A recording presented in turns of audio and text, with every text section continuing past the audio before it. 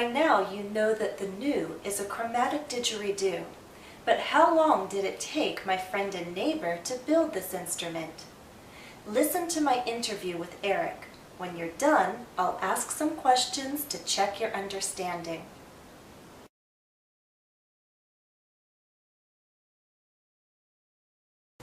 Eric, how old is the new? I finished it about a year ago now. 1 year ago. So how long did it take you to make it? I had started the body about a decade before that. Wow.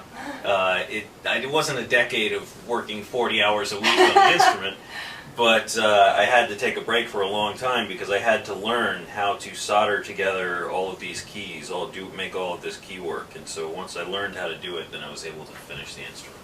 But the whole process took about a decade. Yeah. That's amazing dedication too. Now, while you were working on it, did you tell people about this? I told, a few friends, about it, and people were very encouraging. They thought it was a great idea, Great.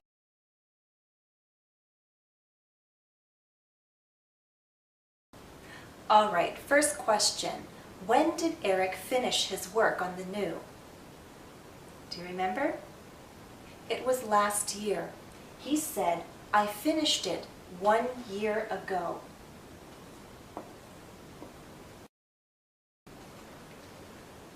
Second question, how long did the whole process take? How long did it take Eric to build the new? Do you remember?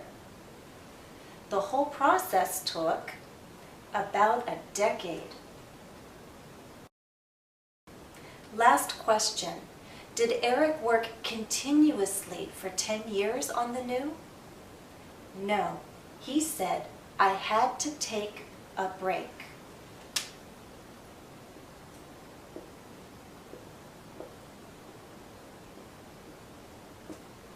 He had to take a break because there was a certain skill that he had to learn. Once he learned that skill, then he was able to complete his work. All right, we have 3 sentences on the board. Can we find 3 examples of the simple past? Sure we can. Finished, took, had. You'll remember that to form the simple past, we usually add ed or d. But in English, there are many irregular verbs, so you need to remember that, for example, take becomes took, have becomes had. Why do we use the simple past? Well, it's obvious, to talk about past actions and past events, finished actions and finished events. Often with the simple past, we can specify a specific point in time at which the action or event occurred. For example, I finished it 1 year ago. We can look at the past and pinpoint a specific time. Also, we use the simple past to refer to things that lasted for a specific period of time. For example, this process, it took about a decade. A specific period of time in the past. This is a finished period of time, a closed period of time. So the simple past is finished, and it's all in the past. There is no connection to the present, there is no connection to the future. If, for example, we made a statement using the present perfect, I've finished, then we could not use the phrase 1 year ago, because that is a specific time. I've finished it. You're simply announcing that you're done. But as soon as you say a specific time, you cannot use the present perfect. You can only use the simple past.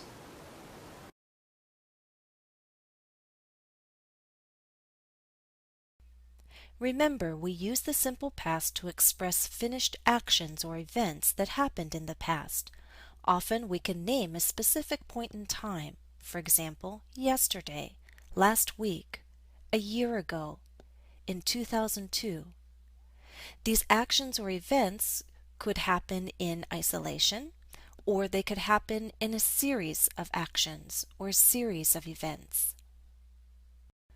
We can also use the simple past to refer to past events or states that lasted for a specific period of time, for example in the 1970s or in my youth. The simple past is sometimes confused with the present perfect, but remember these 2 points. The present perfect refers to actions or events that happened in the past but at no specific time. It's a general past. In contrast, the simple past is more specific. Also, the present perfect can refer to past actions or events which have an effect on the present or which may happen again in the future. The simple past has no such connections to other time periods. In terms of form, remember that the simple past uses the endings ed or d, so talk becomes talked, live becomes lived. If a verb ends in a silent e, simply add the d. In terms of pronunciation, a voiceless consonant at the end will make the ed ending sound like a t, talked. A voiced consonant like v in live will make the ed ending sound like a d, lived. Also, if a verb ends in a t or d, that ed ending will add an extra syllable. For example, started, landed. If a verb ends with y, change the y to an I, then add ed. Try, tried. However, if there's a vowel before the y, simply add ed, as in played. In a verb like stop, you have a consonant-vowel-consonant ending, so double that final consonant before you add ed, stopped. Look at visit. There's also a consonant-vowel-consonant ending. However, we have more than one syllable, so we only need to double that final consonant if that last syllable is stressed.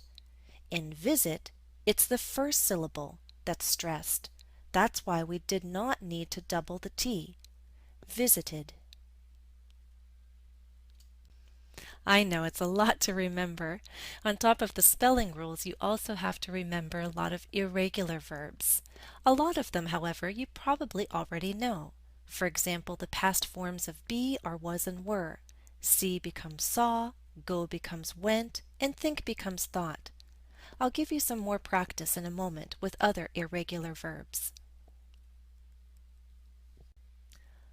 Also remember that the negative form and short answers in the simple past require an auxiliary verb, did. We use did not, or the contraction didn't, plus the base verb to form the negative, as in, I didn't play yesterday, he didn't finish it. In short answers to yes-no questions, you can simply use that auxiliary verb. For example, did you download the album? Yes, I did. No, I didn't.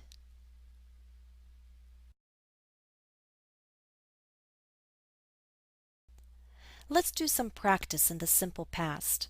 In this exercise, change the negative statements to affirmative ones. Set 1. A. I didn't cry at the opera. I cried at the opera. B. They didn't plan to attend. They planned to attend. C. The child didn't whine. The child whined. D.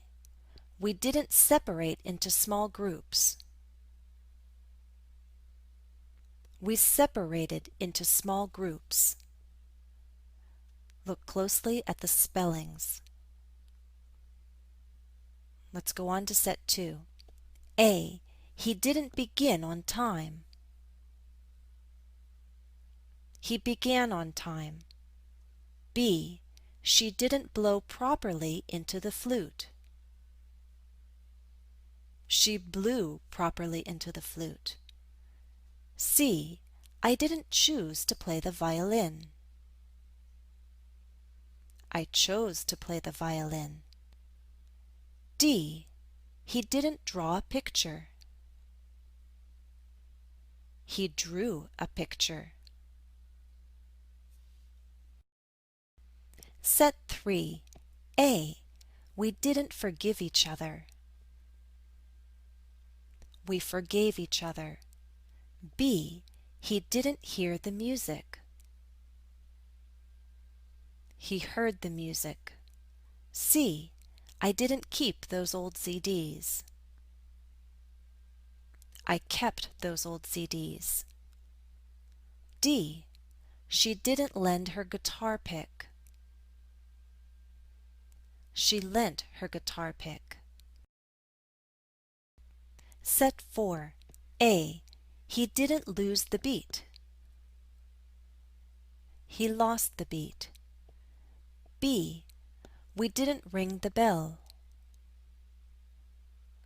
We rang the bell. C. The crowd didn't rise to their feet. The crowd rose to their feet. D. She didn't shake the tambourine. She shook the tambourine. Set 5. A. We didn't shut the door. We shut the door. B. She didn't sing for us. She sang for us. C. The music didn't speed up. The music sped up. D. He didn't strike up the band. He struck up the band. All right, last set, set 6. A. I didn't swear to keep his secret. I swore to keep his secret. B. He didn't take music lessons. He took music lessons. C. The soft music didn't wake me. The soft music woke me. D. She didn't weep at the beauty of it. She wept at the beauty of it. This is the end of part 1. In part 2, we'll turn our attention to the past progressive.